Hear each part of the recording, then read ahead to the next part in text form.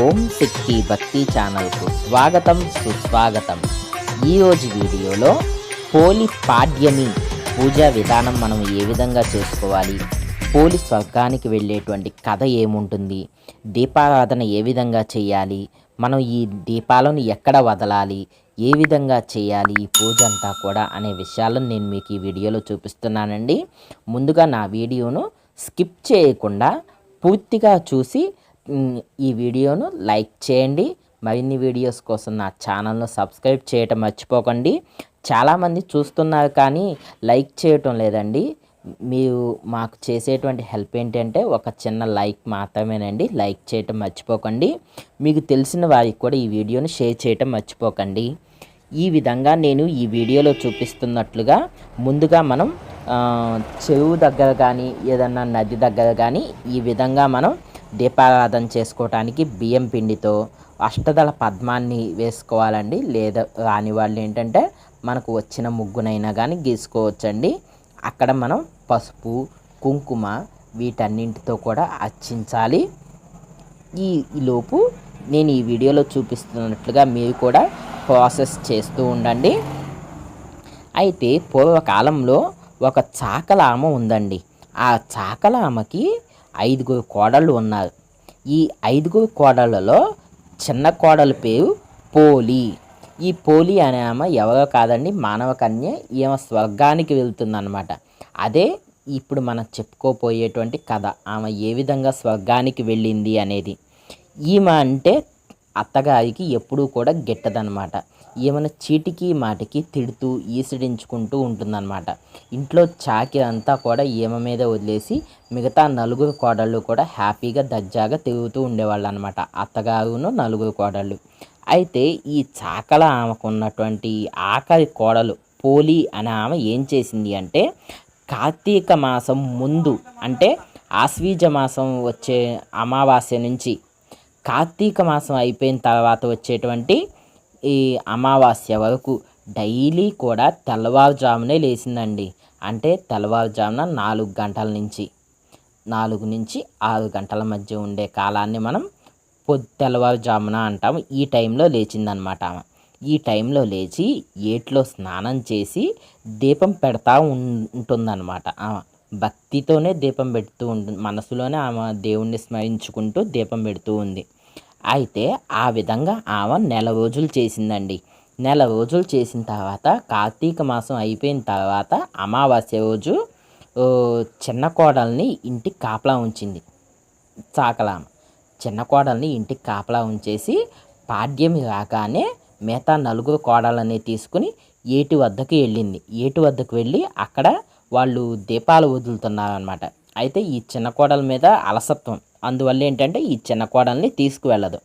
ఈ చిన్న కోడల్ని తీసుకెళ్ళకపోతే ఈ చిన్న కోడలు ఏం చేసిద్దంటే ఇంటి దగ్గరే చక్కగా స్నానం చేసేసి మజ్జిగ ఉంటే ఆ మజ్జిగను చిలుకుదాము అని అనుకుంటుంది. అయితే మజ్జిగను చిలికి దాంట్లో పైన వెన్న తేలుతుంది కదా, ఆ వెన్నను తీసి ఒక పెందలో వేస్తుంది. ఒక పెందలో వేసి అయితే వాళ్ళ ఇంట్లో ఉన్నటువంటి పత్తి చెట్టుకి పత్తి ఉంటుందన్నమాట. వెంటనే వెళ్ళి అక్కడికి వెళ్ళి పత్తిని తీసుకొచ్చి ఆ పత్తితో ఒత్తి చేసి ఆ వెన్నపూసతో ఒత్తిని వెలిగిస్తుంది. వెలిగించి భక్తితోనే దేవుణ్ణి మనసులోనే స్మరించుకుంటూ ఉంటుంది. అయితే మళ్ళీ అత్తొచ్చి ఏమో ఇలా చేస్తూ ఉంది అంటే కనుక తిట్టిద్ది. అత్తకు కనపడకూడదు. అందుకని దాని మీద ఏంటంటే ఒక బాణని మూత పెట్టేసిద్ది అనమాట. ఇదంతా కూడా ఆకాశం నుంచి విష్ణు దూతలు గమనిస్తూ ఉంటారనమాట. ఈమె చేసిన పనికి వాళ్ళు ఎప్పుడూ కూడా కోపగించుకోకుండా ఈమెకు ఉన్నటువంటి భక్తిని గమనించారు వాళ్ళు. అయితే ఈమెను స్వర్గానికి తీసుకురావాలి అని వాళ్ళు డిసైడ్ చేసుకున్నారనమాట. అయితే మిగతా కోడళ్ళు ఈమెకి చాలా డిఫరెన్స్ ఉంది. ఈమె ఎప్పుడూ కూడా భక్తితో దీపారాధన చేస్తుంది. మిగతా వాళ్ళు ఏంటంటే పైన మాత్రమే భక్తి నటిస్తూ ఉన్నారనమాట. అయితే అక్కడికి దేవదూతలు ఏం చేశారు, ఆకాశం నుంచి పుష్పక విమానాన్ని తీసుకువచ్చారనమాట. పుష్పక విమానాన్ని తీసుకువచ్చి ఈమెను స్వర్గానికి తీసుకువెళ్ళాలి అని చెప్పి ఆమెను అక్కడి నుంచి స్వర్గానికి తీసుకువెళ్తున్నారు. ఈమెని బొందితో స్వర్గానికి తీసుకువెళ్తారనమాట. అయితే ఈమెను తీసుకువెళ్ళటం ఆ ఊరి వారంతా కూడా ఏటి దగ్గర నుంచి చూస్తూ ఉంటారు. ఆ చాకలామ వాళ్ళ నలుగురు కోడళ్ళు వారి తలపై నుంచే ఈమెను తీసుకువెళ్తూ ఉంటారనమాట. వాళ్ళు తలపై నుంచి తీసుకువెళ్తూ ఉన్నప్పుడు వాళ్ళు కూడా అందరూ చూసి ఆశ్చర్యపోతారు. ఆశ్చర్యపోయి ఈమె వెళ్తూ ఉంది కదా, అయితే ఈమె వాళ్ళ తలపై నుంచి వెళ్ళటం చూసి ఈమె కాళ్ళని వాళ్ళు పట్టుకుంటారనమాట. ఈమె కాళ్ళను పట్టుకుని వీళ్ళు కూడా స్వర్గానికి మేము కూడా వెళ్తాము అని చెప్పి వెళ్తూ ఉంటారు.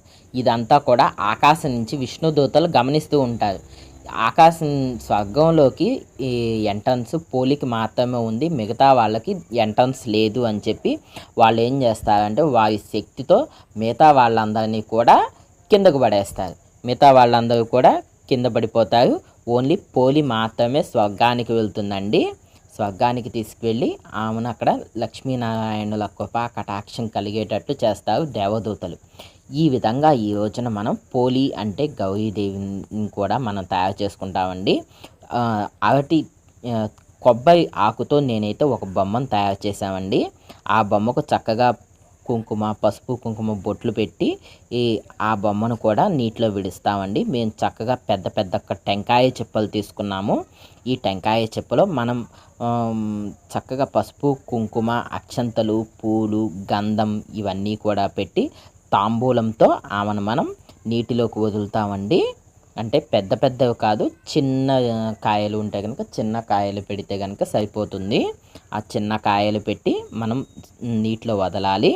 ఈ విధంగా టెంకాయ చిప్పల్లో అయితే కనుక మనకి నీటిలో చాలాసేపు దీపాలు వెలుగుతాయండి. ముందుగా మేము ఒత్తుల్ని ఆవు నేతిలో నానబెట్టుకుని ఉంచుకున్నాము, అప్పుడు బాగా వెలుగుతాయి అన్నమాట. దాంట్లోనే మనం ఉంటే ఆవు నెయ్యి, లేకపోతే ఏ దీపారాధన చేసేటువంటి నువ్వుల నూనెను కూడా మనం పెట్టుకోవచ్చు. ఈ విధంగా అక్కడ మనం తాంబూలాన్ని పెట్టేసి అక్కడ మంగళహారతులు ఇవ్వాలండి. మంగళహారతి ఇచ్చిన తర్వాత మనం ఈ వీడియోలో చూపిస్తున్న విధంగా మనం దీపాలు కూడా వెలిగించుకున్నాము. దీపాలు కూడా వెలిగించుకుని చక్కగా ఈ దీపాలన్నీ కూడా నీటిలో వదులుకోవాలండి.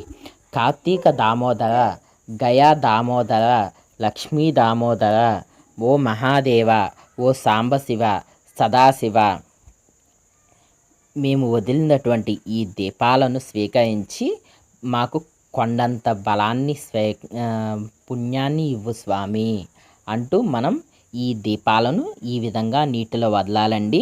చూడండి, నీటిలో చక్కగా వెలుగుతూ ఉన్నాయండి. చీకట్లో ఎంత తేజస్సుతో వెలుగుతూ ఉన్నాయో దీపాలు నీటిలో చక్కగా వెళ్తూ ఉన్నాయి. చూసారుగా, ఒక నక్షత్రం ఏ విధంగా అయితే మిణుకు మిణుకుమంటూ వెలుగుతూ ఉంటుందో ఆ విధంగా వెలుగుతూ ఉన్నాయండి. అందుకే నేను మీకు చూపించడానికి ఈ వీడియో తీశాను. ఈ విధంగా మీరు కూడా ఈ విధంగా చేసుకోవచ్చండి. మీరు కూడా ఈ విధంగా చేసుకుని తర్వాత ఒకవేళ పాడ్యమి రోజు కుదరకపోతే కనుక విద్య రోజైనా కానీ ఇలా మనం పారుదల ఉండే నీటిలో కనుక వదులుకుంటే చాలా మంచిదండి. నేను చేసినటువంటి ఈ వీడియో కనుక మీకు నచ్చినట్లయితే తప్పకుండా ఈ వీడియోని లైక్ చేయండి. మరిన్ని వీడియోస్ కోసం నా ఛానల్ను సబ్స్క్రైబ్ చేయడం మర్చిపోకండి. ఈ విధంగా మనం పోలీస్ వర్గానికి వెళ్ళేటువంటి కథని ఈ విధంగా మనం చదువుకోవాలండి.